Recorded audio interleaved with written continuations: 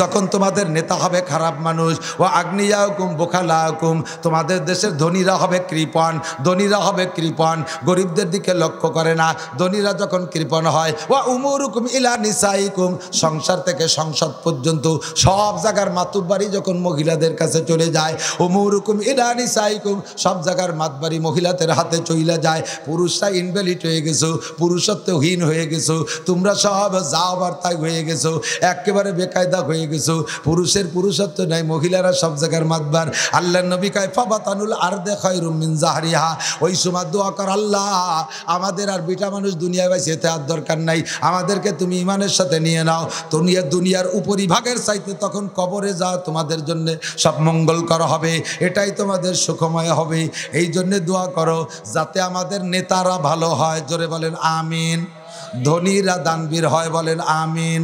সব কাজ পরামর্শ করে করতে পারি, বলেন আমিন।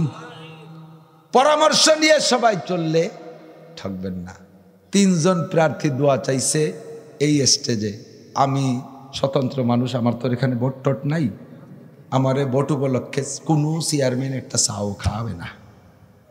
যদি একটা ভোট থাকতো তাহলে হয়তো কিছু পাতাম। আমার এলাকায় বলে দিছি, আমার এক স্বাস্থ্য ভাই দাঁড়াতে যাচ্ছে মেম্বারিতে, আমি বলছি এই নির্বাচনের আগে আগে তুই অনেক চা খাইছিস, এখন থেকে নির্বাচনের আগে একটা চাও তুই খাওয়াবি না। ভাইজান আমি তো আগেও খাওয়াতাম, সে খাইছিস এই কদিন খাওয়াতে পারবি না। আমি 3 জনের জন্য দোয়া করি, আল্লাহ যেন 3 জন হয়ে যায়।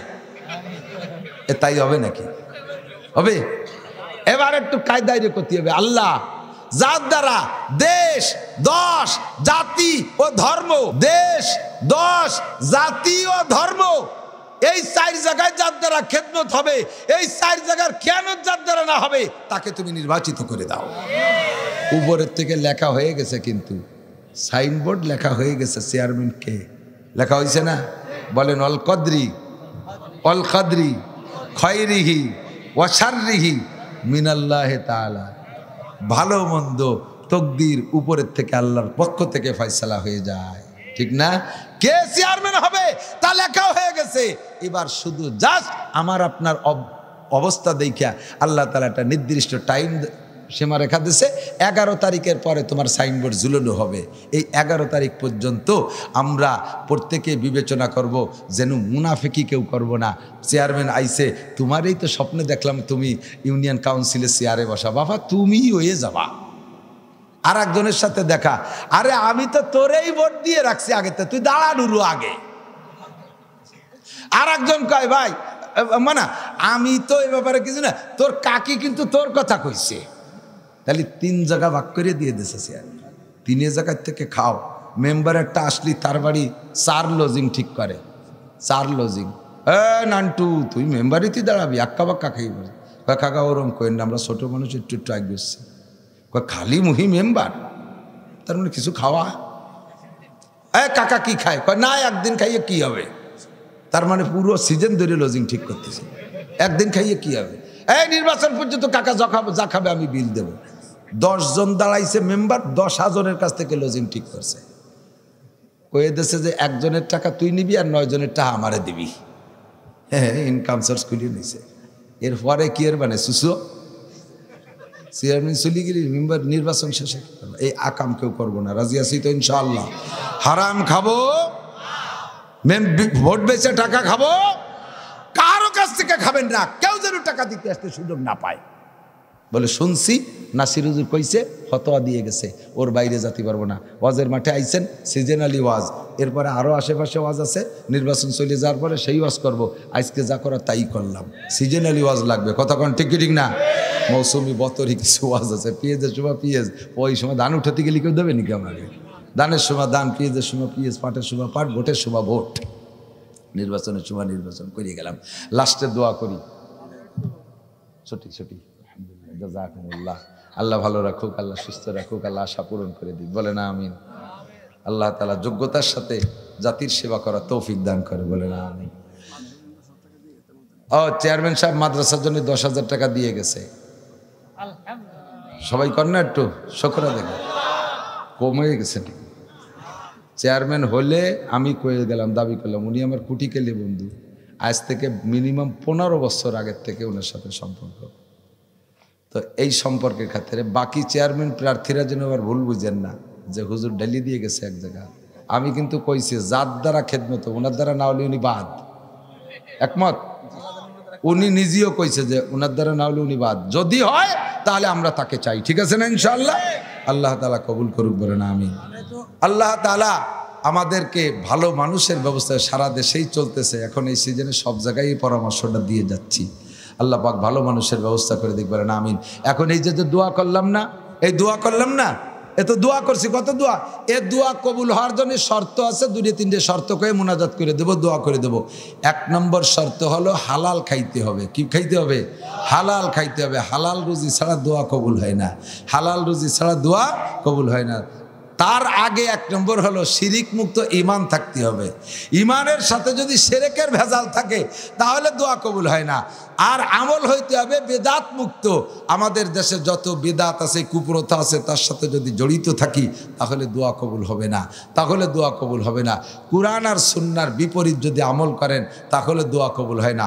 ফাসেকের দোয়া কাবা ঘরের মধ্যে বসে করলেও কবুল হয় না।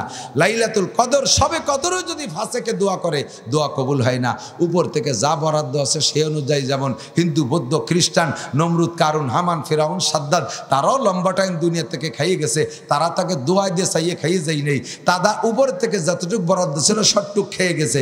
কিন্তু মুসলমান খায় যার যার দোয়ার বদৌলতে, কথা কোন ঠিক না? মুসলমানের ভালো খানা দোয়ার ওসিলায় আসে, মুসলমানের উন্নতি দোয়ার ওসিলায় আসে। আর দোয়া করবা না, আল্লাহর সাথে সম্পর্ক নাই, এমনিতে একটা বরাদ্দ আছে, সেই বরাদ্দতে যতটুক হয় ততটুক হবে। আমরা যে দোয়াগুলো করতেছি আল্লাহ তাআলা আমাদের এই দোয়াগুলো কবুল করুক, সবাই বলেন আমিন। মাদ্রাসার বিপক্ষে কারা একটু হাত দেখান তো? মাদ্রাসার বিপক্ষে, এই মাদ্রাসার বিপক্ষে কেউ আছে নাকি? আমি একা না, আমি তো মাদ্রাসার বিপক্ষে না, সকলে মাদ্রাসার পক্ষে, ঠিক না? বিপক্ষে যে তারে আমি বাছাই করে ফেলতে পারি 1 মিনিটের মধ্যে। মুনাজাতের আগে যে লোকটা উঠে আটা দেবে ওই লোকটা বিপক্ষে। সবাই ডাকে দেখাবো, বিপক্ষের লোক চলেছে, এই যে বসে গেছে, থ্যাংক ইউ। বিপক্ষের লোক বাছাই করার 5 ক্লাস কম্পিউটার। যেই লোকটা দুয়ার আগে চলে যাবে ওই লোকটা বিপক্ষের, বসবো যে মাদ্রাসার শত্রু। আমরা সবাই মাদ্রাসার বন্ধু, কথা বলেন, থাকবেন তো ইনশাআল্লাহ? কিছু চাই না, আমি কালেকশন করতে দিশে পাই না, ওহিদুজ্জামান সব কালেকশন করছে কানার কাছে। আস্তাগফিরুল্লাহ, হুজুরেরই 1 চোখ নাই, তা আবার কই বলে এটা সিস্টেম। অন্ধ লোকের কাছে জিজ্ঞেস করেন, ভাই কেমন আছেন? গা ভালো আছে, হাত ভালো আছে, পাও ভালো আছে, ঠ্যাং ভালো আছে, মাথা ভালো আছে, এক কিছু কবে না। আমার চোখ নাই, চোখ নাই।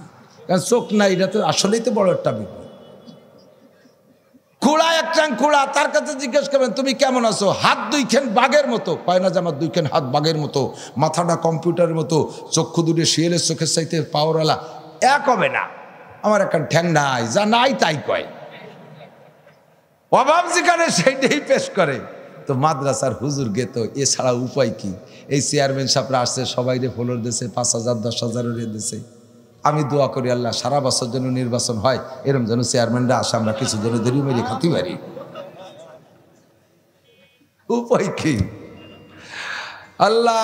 আর এই গণে যদি কেউ মরেন তারও একটা কপাল, প্রার্থী একজনও জানাজা মিস করে না। আরে ফকির মিসকিন ফেলাই নিয়ে ভতে পাগল ছাগলও যদি মরে, প্রার্থী সব কজন হাজির, প্রথম কাতারে দাঁড়াই গেছে, জানাজা মিস করে না। এই সময় একবার মরিয়েন, পরে আবার বাইসেন দরকার হয় নির্বাচন করে, তা কি হবে নাকি? আল্লাহ মাফ করুক, আমিন। তো মাদ্রাসার জন্য হুজুরদের তো জ্বালা, বেতন কয় টাকা, মোট আয় কত? 6 লক্ষ টাকা মোট আয়। আশ্চর্য, এত বড় দালান, এত হুজুর